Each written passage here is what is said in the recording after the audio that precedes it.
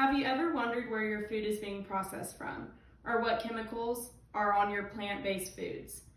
I think we all have at one point in our lives. It can be scary when you think about it.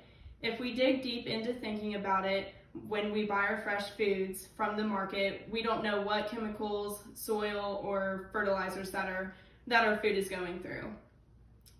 That's why I question if communities should have community gardens. What's the reason communities should have gardens? Gardening is a better way of producing food, and it's a lot healthier for our bodies. By gardening and eating fresh fruits and vegetables and other plant-based foods, it helps with many things in the community, like community improvement, physical movement, mental well-being, and land conversation. For example, gardening can improve the community because it can provide food for the local pantries. Gardening can help with physical movement by getting adults and children more active lifestyles, and it provides people to exercise and stretch, such as walking, digging, lifting soil, tools, and other types of plants. Gardening helps with mental well-being because it gets people out of the house and more nutrition for their bodies. Also, by having gardens in your community, you get to have land conversations, and what I mean about that is you get to learn more about agriculture. This topic is important to me because by producing and planting your own food, you know what soil you're using and what goes in your plants. What is the purpose, you may ask, about gardening?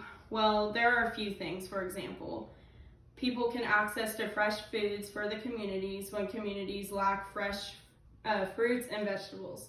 They can start gardening or they can buy fresh foods from the community gardens. Also, if apartment complexes in certain cities aren't garden friendly, and a community garden is a place where people can go to garden fresh foods. Also, gardening can provide to low-income families and the homeless. Although there are many purposes to having a community garden, but there are also many benefits to having one as well.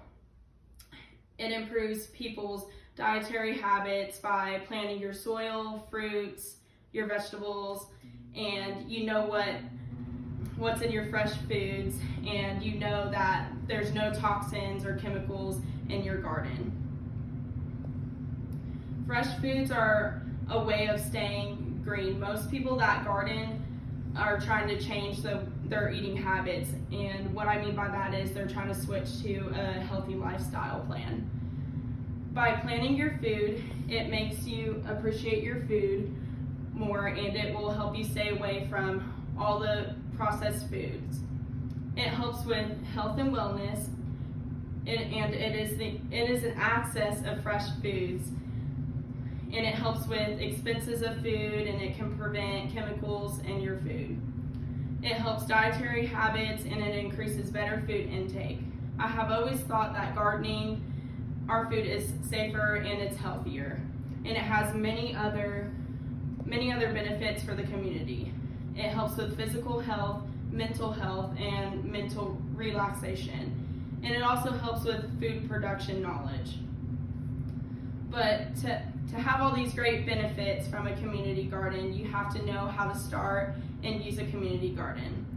The first thing you have to do is form a planning committee, and a planning committee is a group that comes together about the project, and they have to have minimum meetings so the group can discuss all the responsibilities that they have to put into this garden. But to do that, the elected counselors will have to have an assembly to decide if the project can get approved or rejected. If it gets approved or not, your group still has to have a planning application to make the project organized. After getting approved by the board, your community board, there has to be potential participants that are interested in having a garden. To have a garden in the community, you have to identify who the landowner is going to be.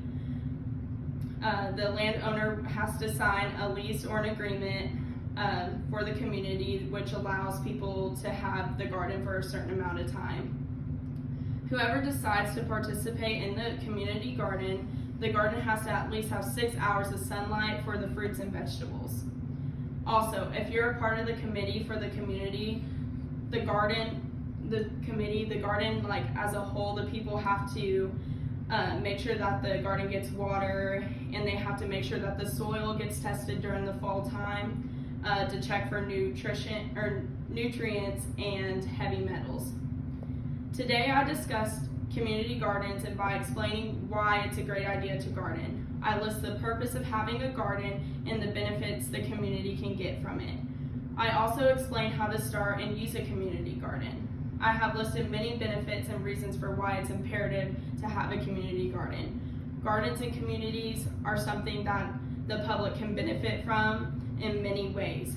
By listing the purpose, the benefits, and how to start and use a garden can change minds on why it's a great idea.